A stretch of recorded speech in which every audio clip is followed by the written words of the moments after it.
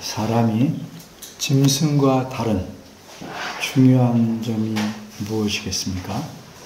여러 가지가 있겠지만 가장 중요한 점은 아마도 제 생각으로는 사람에게는 자기 생각을 분명하고 세밀하게 표현할 수 있는 언어, 이 언어가 있다는 점일 것입니다. 만일 사람에게 자기 생각을 표현할 수 있는 이 말이 없다면 사람은 자기 생각을 분명하게 전달하지도 못하고 남의 생각도 정확하게 알 수가 없을 것입니다. 그러면 사람은 그저 짐승처럼 신호만 서로 주고받으며 최소한의 필요한 소통을 할 수 있었을 것입니다. 말을 통해서 사람은 무엇보다도 마음을 나눕니다. 그래서 서로의 관계를 친밀하게 합니다. 이처럼 말은 서로의 마음을 묶어주는 참 좋은 도구입니다. 하지만 말은 위험하기도 합니다. 그래서 비유하기를 말은 칼과 같다 이렇게 말합니다. 왜 그렇습니까? 말을 잘못하면 잘 묶인 관계라도 하루아침에 끊어버리기 때문입니다. 그러기에 말을 조심해야 합니다. 말할 수 있다고 아무 말이나 해서는 안 됩니다. 그래서 성경 말씀이 이렇게 경고합니다. 사람마다 듣기는 속히 하고 말하기는 더디하라. 어째서 그렇습니까? 그렇게 하지 않으면 오래 쌓은 관계도 단숨에 무너뜨릴 수 있기 때문입니다. 말은 그 사람의 인품을 나타내주는 표시입니다. 그리스도인도 자신이 사용하는 말로서 그 인품을 드러냅니다. 성경에서는 사람이 그리스도인이 되면 새 사람이라고 하고 그리스도인이 되기 이전 사람을 옛 사람이라고 표현합니다. 새 사람이 된 처음에는 아기와 같아서 그 이전에 옛 사람일 때와 거의 차이가 나지 않습니다. 하지만 새 사람이 조금씩 자라나면 분명히 그 차이가 눈에 띄어 드러납니다. 새 사람은 옛 사람을 좀 개선하여 만들어내는 사람이 아닙니다. 옛 사람을 좀 잘 가꾸고 이른바 좀 아파트처럼 리모델을 하면 새 사람이 되는 것 아닙니다. 새 사람과 옛 사람은 근원적으로 그 뿌리가 다릅니다. 새끼일 때는 고양이나 호랑이가 다 비슷해 보이지만 조금 자라면 고양이와 호랑이는 우는 소리부터 달라집니다. 이처럼 새 사람도 조금만 제대로 자라나면 옛 사람과 확실하게 다르다는 사실이 드러납니다. 이 다른 면이 어디서 드러난 줄 아십니까? 무엇보다도 말에서 드러납니다. 어떻게 드러납니까? 진실을 말하는 데서 드러납니다. 그래서 오늘 본문의 핵심 내용은, 핵심 문장은 참된 것을 말하라. 즉, 진실을 말하라입니다. 그러면 진실을 말하려면 어떻게 해야 하는가? 딱 한 가지 방법이 있습니다. 거짓말을 하지 않으면 됩니다. 그러기에 새 사람은 거짓을 말하지 않아야 합니다. 새 사람이 거짓을 말하지 않는 것은 거짓말을 할 줄 몰라서가 아니고 해서는 안 된다는 사실을 알기 때문입니다. 거짓말은 옛사람을 구성하는 중요한 특성이기 때문에 새 사람은 그 특성을 버려야 합니다. 그래서 새 사람이라면 하지 않아야 될 거짓말에 대해서 세 가지로 살펴보려고 합니다. 거짓말의 목적, 거짓말의 정의, 거짓말의 금지. 오늘 본문 25절 앞부분에서 이렇게 말씀합니다. 그런즉 거짓을 버리고 각각 그 이웃으로 더불어 참된 것을 말하라.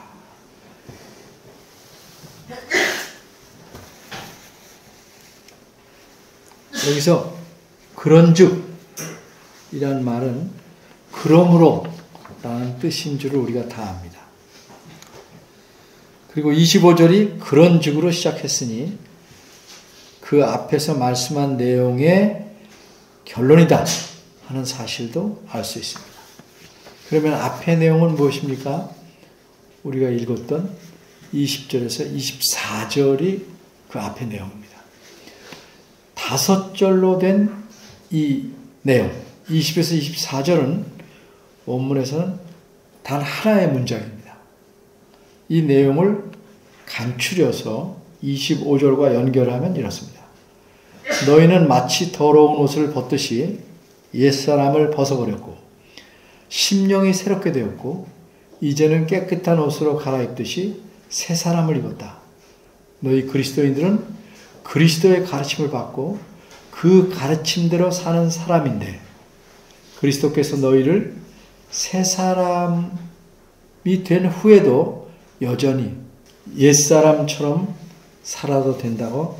그러므로 거짓을 버리고 참된 것을 말하라.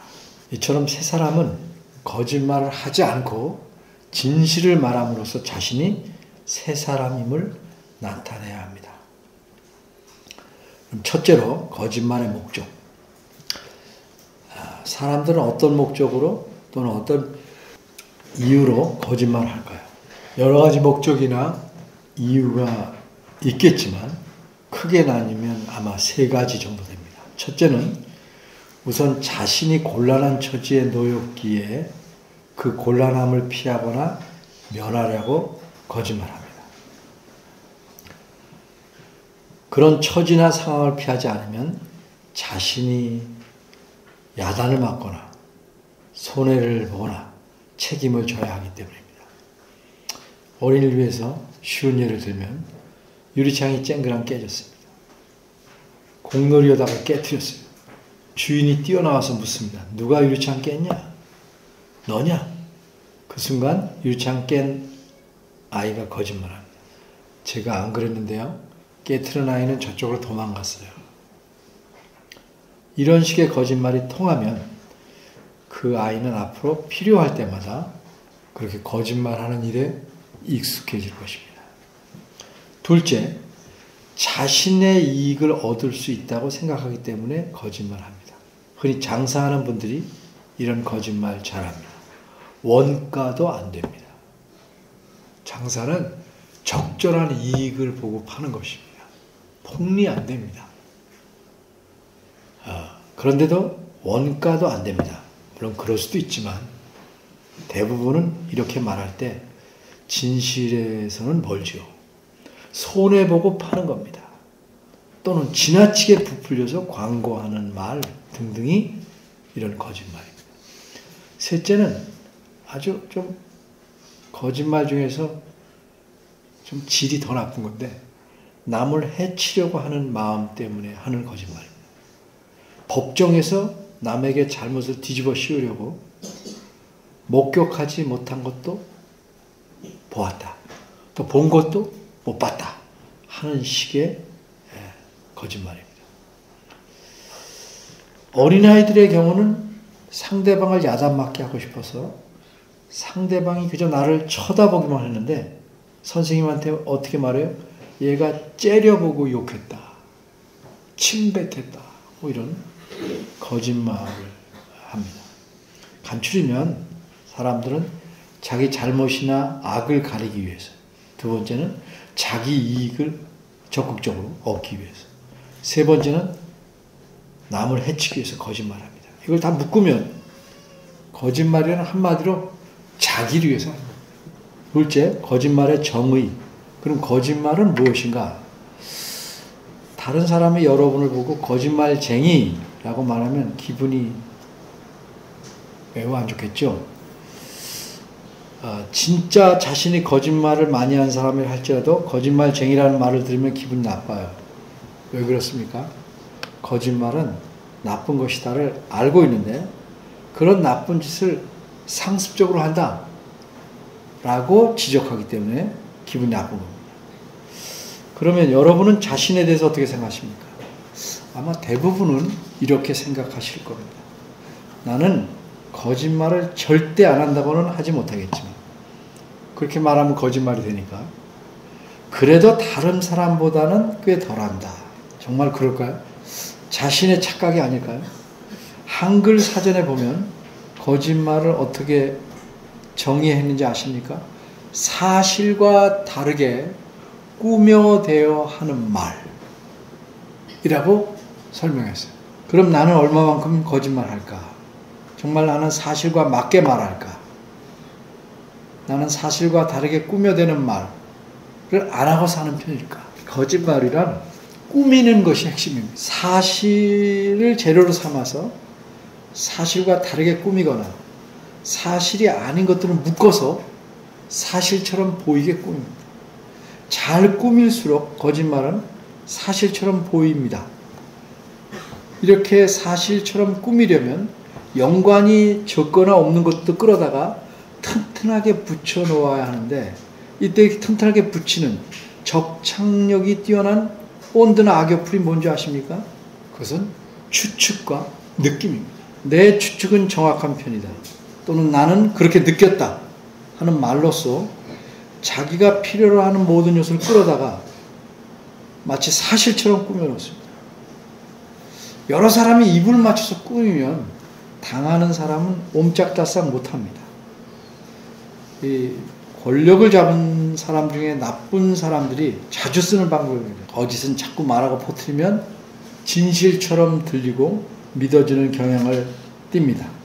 그래서 악한 사람들은 이런 경향을 최대한 이용합니다. 교묘한 거짓말도 많이 있지만 우선 뚜렷하게 거짓말이라고 할 수 있는 것 세 가지 유형을 말씀드리겠습니다. 하나는 뻔뻔한 거짓말입니다. 이것은 말하는 사람이 내가 말하는 것이 사실과 다른 줄 알면서도 사실이라고 말하는 겁니다.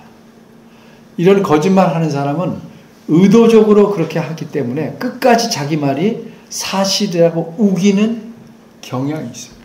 이런 거짓말하는 사람은 진짜 뻔뻔하기가 이루 말할 데가 없어요. 또 하나는 무책임한 거짓말입니다.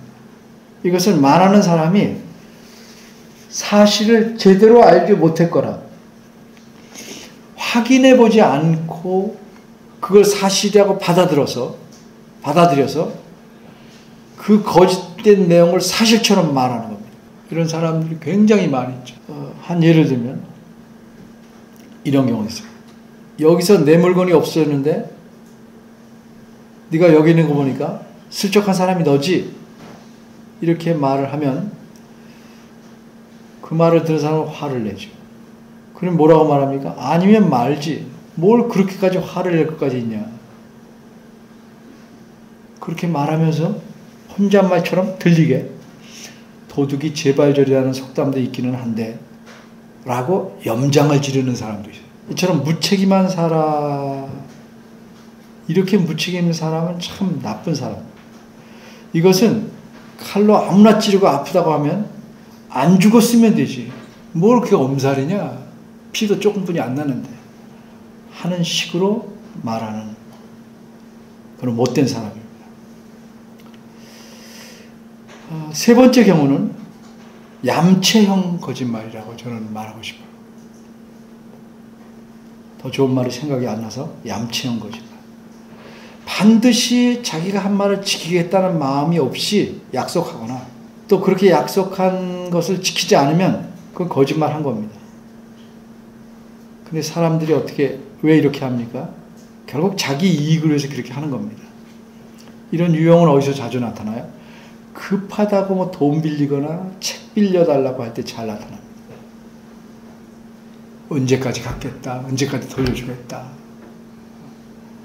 당장은 자신이 급하니까 약속을 꼭 지킬 것 같이 말하지만 결국은 약속을 지키지 않거나 약속을 지키는 일에 매우 게으릅니다.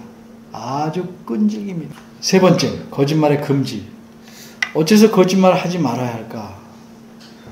아예 사람이 말을 안 하면 거짓말도 하지 않게 되죠. 그런데 성경 말씀은 그런 식으로 거짓말을 멈춰라 이렇게 명령하지 않습니다. 서로 간에 말을 많이 하고 많이 듣고 그래야 관계가 친밀해집니다. 말이 없으면 관계는 가까워지지 않습니다. 말 많은 게 나쁜 게 아니고 그 말을 듣고 지켜야 할 말, 안 지켜야 할 말을 구분하지 않고 막 옮기거나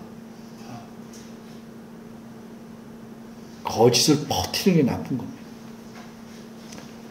말이 없으면 관계는 안 가까워집니다. 그런데 거짓말하면 관계를 깨뜨리거나 악화시킵니다. 그래서 오늘 본문은 거짓말 버리고 각각 그 이웃으로 더불어, 즉 성도 간에, 여기서는 성도 간에 참된 말을 하라 이렇게 말씀하는 겁니다. 진실을 말하는 겁니다. 말하라는 뜻입니다. 성도 간에 진실을 말해야 신뢰가 쌓이고, 신뢰가 쌓여야 서로를 위로할 수 있고 격려하고 권면하고 때로는 아프지만 질책하는 말도 할 수 있는 거예요. 신뢰가 없는데 질책하는 말을 할 수 있겠습니까? 이처럼 자기 유익을 위해서 거짓말하려는 옛사람의 습성을 버리고 상대방에게 유익을 주고 신뢰를 든든히 하는 진실한 말을 함으로써 그리스도인인 몸인 서로를 든든하게 세워가라 하는 의미로 오늘 본문을 말씀하는 겁니다. 25절 뒷부분을 보면 이는 이라는 말을 시작합니다. 이것은 왜냐하면이라는 뜻입니다. 성도 간에 거짓을 말하지 않고 진실을 말해야 되는 이유가 무엇인지를 알려줍니다. 그 이유는 우리가 서로 지체이기 때문이다 라는 겁니다. 그럼 우리가 어떻게 지체가 되었을까요? 로마서 10장 5절은 이렇게 말씀합니다. 이와 같이 우리 많은 사람이 그리스도 안에서 한 몸이 되어 서로 지체가 되었느니라. 몸은 하나예요. 우리의 수가 많고 다 달라도 그리스도를 믿음으로써 그리스도의 몸을 이루는 지체가 되었다는 뜻입니다. 비유로 말하건대 눈과 다리가 다 한 몸에 붙어 있죠. 그런데 눈이 다리에게 거짓을 말하면 어떻게 됩니까? 길에 큰 구덩이가 있음을 눈이 봤는데 다리에게 길이 평탄하니까 그대로 가도 된다 라고 말한다면 그 몸은 눈의 거짓말 때문에 몸 전체가 넘어질 것입니다. 이렇듯 한 몸의 지체를 이루는 사람들은 서로에게 거짓을 말하면 안 됩니다. 반드시 참된 것을 말해야 합니다. 이것이 그리스도의 몸을 이루는 가장 기본적인 길입니다. 이런 이유로 우리는 서로에게 거짓말을 해서는 안 되고 진실을 말해야 합니다. 우리가 진정 그리스도인이라면 우리 중 어떤 사람도 자신을 위해서 사는 자가 없습니다. 하나님 말씀인 성경이 이렇게 말씀합니다. 우리 중에 누구든지 자기를 위하여 사는 자가 없고 자기를 위하여 죽는 자도 없더라. 우리가 살아도 주를 위해 살고 죽어도 주를 위하여 죽나니 그러므로 사나 죽으나 우리가 주의 것이로다. 우리가 어떤 존재인지를 분명히 얘기합니다. 하나님께서 우리를 그리스도 안에서 새 사람이 되게 하신 목적은 그리스도를 위해서 살아가게 하시기 위함입니다. 그리스도께서 먼저 우리를 위해 죽고 다시 사셨기 때문입니다. 그리고 하나님께서 우리를 창세전에 미리 하시고 선택하셔서 하나님의 자녀로 삼으신 목적은 뭡니까? 그리스도를 닮아가게 하시기 위함입니다. 따라서 우리는 그리스도 위에, 즉 그분의 몸을 이루는 지체를 위해서 또 살아야 합니다. 우리는 내 이익이 아니라 상대방의 이익을 위해서 사는 바보, 남들 볼 땐 바보죠. 그래서 하나님을 기쁘시게 하는 신실한 바보로 살아야 합니다. 그러기에 무슨 일이든 내 이익을 늘 눈앞에 두고 있는 사람은 언제나 옛사람의 특성을 나타낼 수밖에 없습니다. 다시 말해서 거짓을 버릴 수가 없습니다. 어떻게든 그 사람은 거짓을 품고 살아야만 합니다. 그래야 자기한테 유익이 있으니까. 어째서 예수님 믿는 사람들이 서로에게 거짓말합니까?